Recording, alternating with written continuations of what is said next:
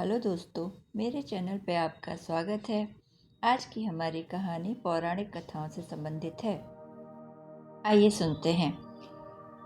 आज की कहानी का शीर्षक है शिव विवाह। बहुत ही रोचक घटना है हमारे पौराणिक कथाओं में। सती के विरह में शंकर जी की दयनीय दशा हो गई। वे हर पल सती का ही ध्यान करते रहते और उन्हीं की चर्चा में व्यस्त रहते। उधर सती ने भी शरीर का त्याग करते समय संकल्प किया था कि मैं राजा हिमालय के यहाँ जन्म लेकर शंकर जी की अर्धांगिनी बनूं। अब जगदम्बा का संकल्प व्यर्थ होने से तो रहा। वे उचित समय पर राजा हिमालय की पत्नी मेनका के गर्भ में प्रविष्ट होकर उनकी कोख से प्रकट हुई। पर्वतराज की पुत्री होने के कारण वे पार्वती कहलाईं। जब पार्वती बड़ी होकर सयानी हुई तो उनके माता पिता को अच्छा वर तलाश करने की चिंता सताने लगी। एक दिन अचानक देवर्षि नारद राजा हिमालय के महल में आ पहुंचे और पार्वती को देखकर कहने लगे कि इसका विवाह तो शंकर जी के साथ ही होना चाहिए। वे ही सभी दृष्टि से इसके योग्य हैं। पार्वती के माता पिता के आनंद का यह ठिकाना न रहा। यह जानकर कि साक्षात जगन माता सती ही उनके यहाँ प्रकट हुई हैं, वे मन ही मन अपने भाग्य को सराहने लगे। एक दिन अचानक भगवान शंकर सती के विरह में घूमते घूमते उसी प्रदेश में जा पहुंचे और पास ही के स्थान गंगावतरण में तपस्या करने लगे। जब हिमालय को इसकी जानकारी मिली तो वो पार्वती जी को लेकर शिव जी के पास गए। वहां राजा ने शिव जी से विनम्रता पूर्वक अपनी पुत्री को सेवा में ग्रहण करने की प्रार्थना की।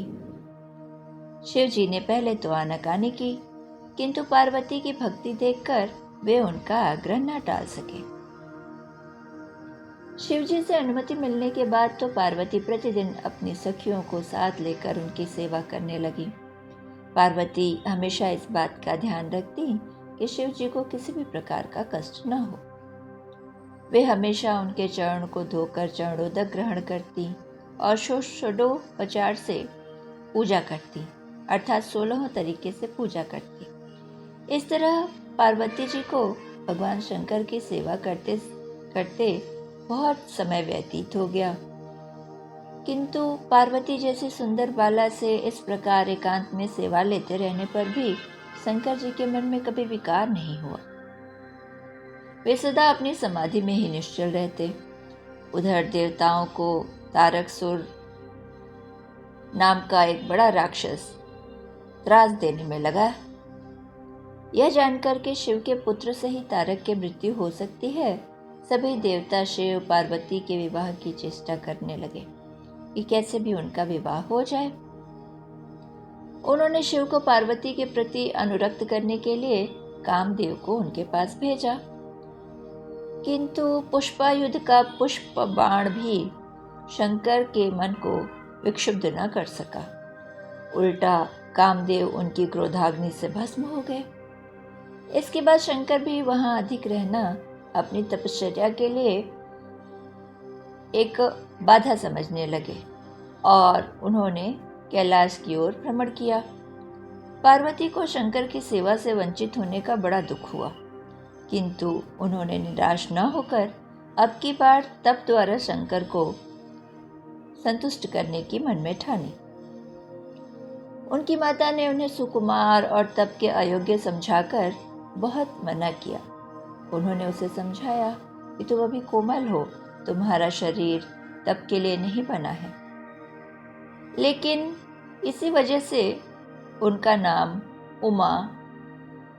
उमा का अर्थ होता है तप न करो, नाम प्रसिद्ध हुआ, किंतु पार्वती पर इसका असर न हुआ।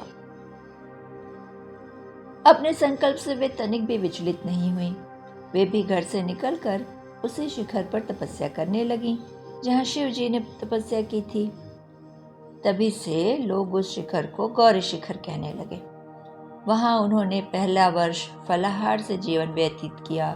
दूसरे वर्ष वे वृक्षों के पत्ते खाकर रहने लगी और फिर तो उन्होंने पत्तियों का भी त्याग कर दिया। इसलिए वे अपर्णा कहलाई। इस प्रकार पार्वती ने 3000 वर्ष तक तपस्या की। उनकी कठोर तपस्या को देखकर ऋषि मुनि भी दंग रह गए। अंत में भगवान आशुतोष का आसन हिला। उन्होंने पार्वती की परीक्षा के लिए पहले सप्तऋषियों को भेजा और पीछे स्वयं वटुवेश धारण करके पार्वती की परीक्षा के निमित्त प्रस्थान किया। जब उन्होंने सब प्रकार से जांच परख कर देख लिया कि पार्वती की उनमें अविचल निष्ठा है, तब तो वे अपने को अधिक देर तक न छिपा सके। वे तुरंत अपने असली रूप में पार्वती के सामने प्रकट हो गए और उन्हें पाणी ग्रहण का वरदान देकर अंतर्ध्यान हो गए। पार्वती अपने तप को पूर्ण होते देख घर लौट आईं और अपने माता पिता से सारा वृत्तांत कह सुनाया। अपनी दुलारी पुत्री की कठोर तपस्या को फलीभूत होता देखकर माता पिता के आनंद का तो ठिकाना ही नहीं था। उधर शंकर जी ने सप्तऋषियों को विवाह का प्रस्ताव लेकर हिमालय के पास भेजा और इस प्रकार विवाह की शुभ तिथि निश्चित हुई। सप्तऋषियों द्वारा विवाह की तिथि निश्चित कर दिए जाने पर भगवान शंकर जी ने नारद जी द्वारा सारे देवताओं को विवाह में सम्मिलित होने के लिए आदर पूर्वक निमंत्रित किया और अपने गणों को बारात की तैयारी करने का निर्देश दिया। उनके इस आदेश से अत्यंत प्रसन्न होकर गणेश्वर, शंखकर्ण, केकराक्ष, वृक्रत, विशाख, वृकृतानन, दुदुम्ब, कपाल, कुंडक, काकपादोदर, मधुपिंग, प्रमथ, वीरभद्र आदि गणों के अध्यक्ष अपने अपने गणों को लेकर साथ चल पड़े। नंदी, क्षेत्रफाल, भैरव आदि गणराज भी कोटि कोटि गणों के साथ निकल पड़े। ये सभी 3 नेत्रों वाले थे। सबके मस्तक पर चंद्रमा और गले में नीले चिन्ह थे। सभी ने रुद्राक्ष के आभूषण पहने थे और सभी के शरीर पर उत्तम भस्म पुती हुई थी। इन गणों के साथ शंकर जी के भूतों, प्रेतों, पिशाचों की सेना भी आकर सम्मिलित हो गई। इनमें डाकिनी, शाकिनी, यातुधान, बेताल, ब्रह्म राक्षस आदि भी सम्मिलित थे। इन सभी के रूप, रंग, आकार, प्रकार, चेष्टाएं, वेशभूषा, हाव भाव आदि सब कुछ अत्यंत विचित्र थे। किसी के मुख ही नहीं था तो किसी के बहुत से मुख थे। कोई बिना हाथ पैर के ही था तो कोई बहुत से हाथ पैरों वाला था। किसी की बहुत सी आंखें थीं तो किसी के भी एक भी आंख नहीं थी। किसी का मुंह गधे की तरह था तो किसी का सियार की तरह तो किसी का कुत्ते की तरह। उन सब ने अपने अंगों में ताजा खून लगा रखा था। कोई अत्यंत पवित्र और कोई अत्यंत विभत्स तथा अपवित्र गणवेश धारण किए हुए था। उनके आभूषण भी बड़े डरावने थे। उन्होंने हाथ में नर कपाल ले रखा था। वे सब के सब अपनी तरंग में मस्त होकर नाचते गाते मौज उड़ाते महादेव शंकर जी के चारों ओर एकत्रित हो गए। चंडी देवी बड़ी प्रसन्नता के साथ उत्सव मनाती हुई भगवान रुद्रदेव की बहन बनकर वहां आ पहुंची। उन्होंने सर्पों के आभूषण पहन रखे थे। वे प्रेत पर बैठकर अपने मस्तक पर सोने का कलश धारण किए हुई थी। धीरे धीरे वहां सारे देवता भी एकत्र हो गए। उस देव मंडली के बीच में भगवान श्री विष्णु गरुड़ पर विराजमान थे। पितामह ब्रह्मा जी भी उनके पास मूर्तिमान वेदों, शास्त्रों, पुराणों, आगमों, सनकाद, महासिद्धों, प्रजापतियों, पुत्रों और कई परिजनों के साथ उपस्थित थे।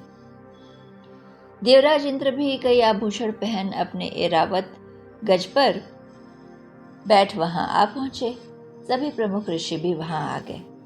तुम्बुरु, नारद, हाहा और हुहु आदि श्रेष्ठ गंधर्व और किन्नर भी शिव जी के विवाह की बारात की शोभा बढ़ाने वहां पहुंच गए थे। इनके साथ ही सभी जगन माताएं, देवकन्याएं, देवियां और पवित्र देवांगनाएं भी वहां आई थीं। इन सभी के वहां मिलने के बाद भगवान शंकर जी अपने स्फटिक जैसे उज्जवल सुंदर वृषभ पर सवार हुए। दूल्हे के वेश में शिव जी की शोभा निराली ही छटक रही थी। इस दिव्य और विचित्र बारात के प्रस्थान के समय डमरुओं की डमडम, शंखों की गंभीर नाद, ऋषि महर्षियों की मंत्रोच्चार, यक्षों, किन्नरों, गंधर्वों के सरस गायन और देवांगनाओं के मनमोहक नृत्य और मंगल गीतों की गूंज से तीनों लोग परिव्याप्त हो उठे। उधर हिमालय ने विवाह के लिए बड़ी धूमधाम से तैयारियां की और शुभ लगन में शिव जी की बारात हिमालय के द्वार पर आ लगी। पहले तो शिव जी का विकट रूप देखकर, उनकी भूत प्रेतों की सेना को देखकर मैना बहुत डर गई और उन्हें अपनी कन्या का पाणी ग्रहण कराने में आनाकानी करने लगी। पीछे से जब उन्होंने शंकर जी का करोड़ों कामदेवों को लजाने वाला 16 वर्ष की अवस्था का परम लावण्य रूप देखा तो वो देह गेह की सुधि भूल गई और शंकर जी पर अपनी कन्या के साथ साथ अपनी आत्मा को भी न्यौछावर कर दिया। हर गौरी का विवाह आनंद पूर्वक संपन्न हुआ। हिमाचल ने कन्यादान दिया। विष्णु भगवान और अन्य अन्य देव और देवरमणियों ने नाना प्रकार के उपहार भेंट किए। ब्रह्मा जी ने वेदोक्त रीति से विवाह करवाया। सब लोग अपनी अमित उत्साह से भरे अपने अपने स्थानों को लौट गए। बस दोस्तों, शिव पार्वती के विवाह की इतनी ही थी ये कहानी। आशा है आप आनंदित हुए होंगे, आपको पसंद आई होगी। कहानी अच्छी लगी हो प्लीज़ लाइक एंड सब्सक्राइब करें।